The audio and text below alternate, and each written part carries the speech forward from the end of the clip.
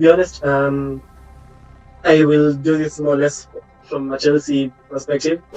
It's really difficult trying to look for weakness in this team because, Mm. like, when it's five in attack, five in defense, then like Yeah. usually find Christensen, he plays as more or less the quarterback or like the last Mm. man. Then you see Yeah. Aspi and Rudiger going into midfield, helping out Jorginho and Kovacic. Yeah. So like you Yeah. end up with this like pentagon of death or something, which like Yeah. you honestly you can't get past. Then when you go up front, they've covered the center, they've covered the half spaces, they've covered the wings. Like there's literally a guy everywhere, which like Exactly. you would expect you like of course you'd be able to counter them, but no, you can't because the centre backs are fast. Which like trying to work out the weakness of this side is perhaps It's the so most difficult to break them down. Like even Pep was saying that they found a way to keep the lines between the attack and the defense so narrow. And yeah especially when the defending, like I was telling people, I think back three formations are kind of like the most balanced formations that you can find because they find a way to navigate some players' weaknesses and maximize their strengths. Like for example, we know that Antonio Rudiger isn't a player that understands how to defend large spaces. yeah But this game is set up perfectly for him because he can overlap as a centre back.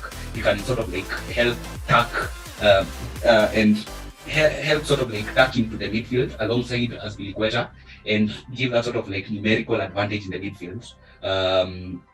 Where like Jorginho can sit and dictate play, and Kovacic can also dictate his play as well. And then you have sort of like Mason Mount and Kai Havertz to be the players now that receive the ball between the half spaces. And we know how dangerous both players are. So you have to try and prevent the ball from coming to them. But even if you do that, you have a Lukaku who is very physical. Like I think that the biggest advantage Lukaku has over a lot of strikers is the fact that he's physical. Like yeah he's a strong guy. Like I don't think anyone will want to face Lukaku in a fight. I don't think I'd want to meet Lukaku in a dark alley because I'd get roughed up, totally roughed up in all honesty.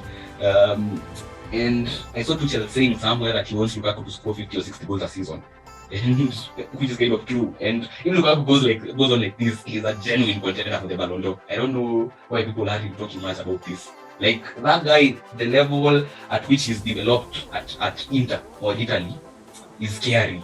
Like I don't understand what happened to him, but he looks fitter, he looks faster, he looks energized. Like yeah he's now a leader. He's been offered a leadership role for both club and country. Like he's the complete striker everyone wants right now, and he's not the laughable excuse that left Manchester United. Right now he's a genuine world class player. He genuinely is. yeah he truly is. But to be honest, we've seen the miracles that Conte can do. He made Victor Moses a Premier League winning right wing back. Right back.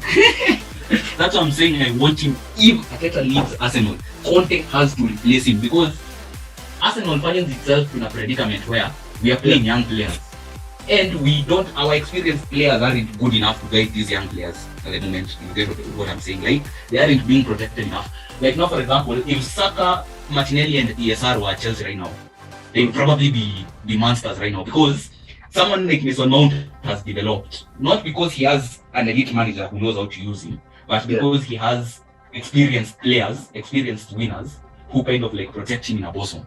Like I've been telling people like that Emil Smith-Rowe has the potential and quality to become a really special player, for example.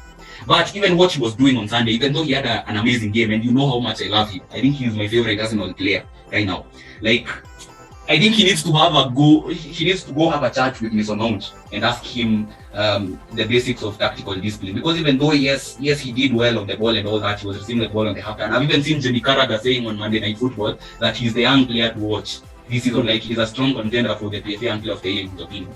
But and I'm saying this because it's probably also going to cost him an England place, considering the quality of players England have in that position. Like he needs to understand when to be disciplined without the ball as well. Yes, he's enthusiastic and yes, he has immense work rate, but he doesn't have the tactical discipline yet to be able to press from the front, to be able to mark his player when he's running past him, because he was constantly ran past by the likes of Kovacic when he carried the ball. Like he was getting spanned from a defensive point of view a lot. And I think he needs to go have a chat with Mason Mount and ask him why he's developed so well at Chelsea. Because one of the reasons Mason Mount is now a quality player is because in as much as he's good on the ball, he's just as good off it. And And Emil Smith Rowe has to learn that. Otherwise, now we get a game for England, and I badly want him to get games for England regularly one day.